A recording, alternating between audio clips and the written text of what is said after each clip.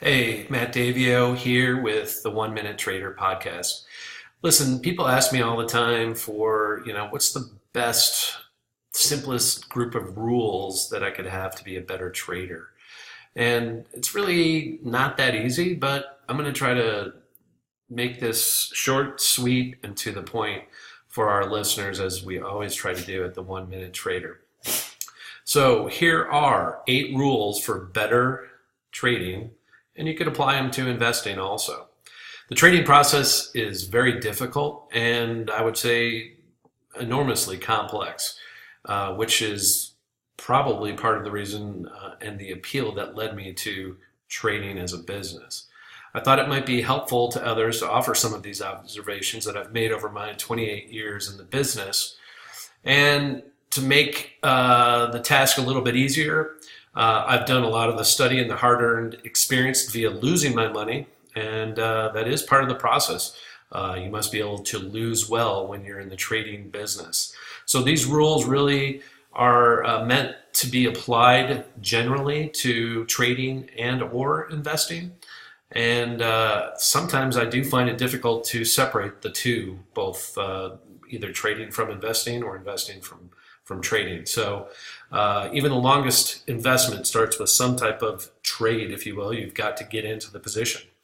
So without further ado, let's talk a little bit about what these 8 items are. The list is not meant to be complete by any means, and it is actually intentionally brief. I could probably talk about each of these topics in an entire podcast, and may do so in the future, but most of the concepts aren't mine. They're not really brand new, but I think they bear repeating because of my experience in doing this business for so long. So number 1, find the trade style that matches your personality. We've talked about this quite often in the past, but everyone has their own unique attitude towards risk and volatility, and you need to trade vehicles that reflect your temperament. So I've long maintained that people who are more risk averse probably shouldn't day trade. And if you're less risk averse, you could get anywhere from looking at charts from 60 minutes down to 5 minutes. But the more trading you do, the more risk ultimately that you're going to assume. So assuming more risk than you're comfortable with can be stressful and emotionally destabilizing. So, and we've talked about this somewhat in the past, you need to be able to understand the risks and the psychology around trading and what it can do to the individual. If you have not considered it, how do you deal with loss? How do you deal with striking out at the plate, coming up again the next day? So you don't want to make more poor decisions based upon kind of having a destabilizing emotional basis. So there's an old saying that if you don't know kind of who you are at the poker table, you're probably the shill. And that's why I don't play poker, because I really can't bluff well and I don't understand that part of the game. So understand your personality, match that with the type of trading or investing that you're going to do. Position sizing. When in doubt, go down to the smallest size possible. 1 share, 1 contract, 1 option. These are probably the most rudimentary basic risk control tactics that one can put into place. And smaller position sizes reduces your overall volatility and potential losses. And it also gives you some confidence that you can always go back and size up when the process is really grooving and you are seeing things clearly. When in doubt, number 2 was reduce your position size. Number 3, and I say this all the time, don't trade around if you're trading stocks. Don't trade around earnings. It's just too much of a risk. Nobody knows what's going to happen. And it's the same thing with futures. Don't trade around the binary events. Wait for them to happen. The FOMC meetings happen 8 times a year. I tell people that's basically 16 days off, because you have the day before, the day after, and you're able to really don't be involved until those announcements happen. We call these binary announcements, and there's no reason to try to front run them. You don't know anything more than the market knows. Until these events happen, let them separate themselves. Number 4, only trade when there's a sound reason to do so. Today was a good example. It was a Friday, month end, and I just didn't want to trade. I didn't see any real strong edges. I didn't see any trades. So I posted to the chat today that I'm not going to trade today. I posted that last night, and I've learned that over time, over trading or the assumption of marginal poor trading is so detrimental to the overall positivity that you're going to see in your overall returns. So when in doubt, make sure there's a reason to trade and it fits into your game plan. Otherwise, don't trade.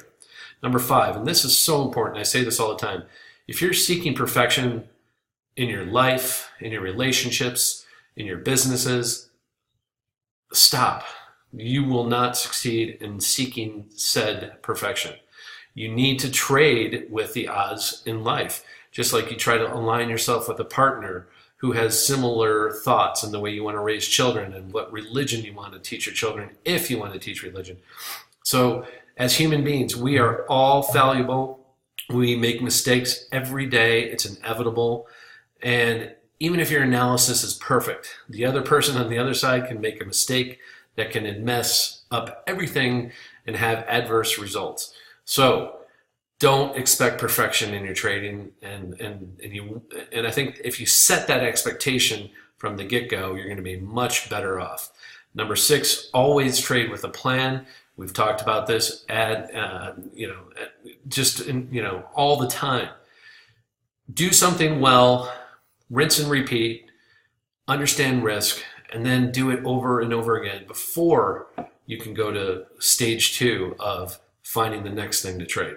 Do something well, have some success, get used to taking losses with that, and then move on.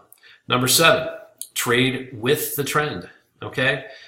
If you don't understand when to fade a trend, which is a difficult thing to do, we talk about this all the time. Trend days are the hardest days to jump on because by the time, if you're a day trader, you even see that trend, it's probably too late in the day, at least half the day's gone, and probably usually about 80% of the upside is gone. So trading with the trend, although I say use a longer time frame versus the shorter time frame. The trend is definitely your friend, but know when that trend changes, how you will get out also. And then number 8, of course, cut your losses and let your profits run. Again, this is the human psychology that we hear all the time.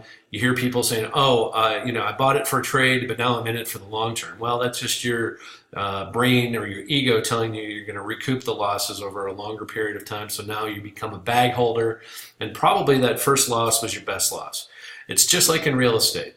If somebody makes an offer for your house, it's usually the best offer you're going to get.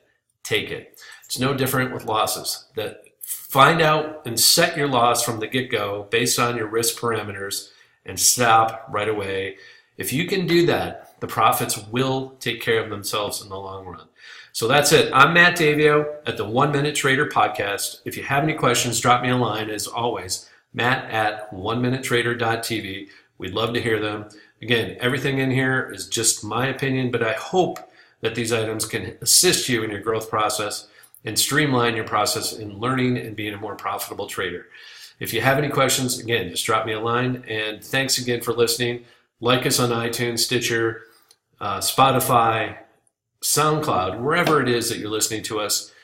Please continue to listen, and we'll keep these informational chats going, and we hope you are enjoying them very much. Thanks, and have a great day.